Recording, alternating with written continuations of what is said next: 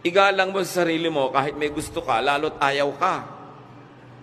Kasi pag gusto mo siya at ayaw ka niya, nandidiri siya sa'yo.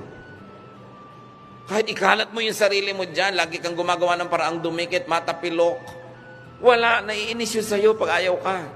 Lalong walang ka ng pag-asa. Pag alam mo ng ayaw ka, pinagdidikdikan mo pa yung sarili mo doon. So at least may matira man lang sa yung dangal. Diba?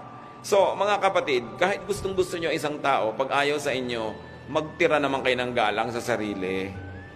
Kasi anak tayo ng Diyos. Our body is a temple of the Holy Spirit. Our spirit is one with the Spirit of God. Hindi bagay na nare-reject tayo dahil sobra tayong garapal kung lumapit. Lalaki ka o babae, konting pino, konting pagtitimpi. Kasi kung gusto ka ng tao, hindi mo siya kailangan akit-akitin. Siya mismo ang lalapit sa'yo. So kailangan igalang mo yung sarili mo. Dahil yun ang gusto ng Diyos.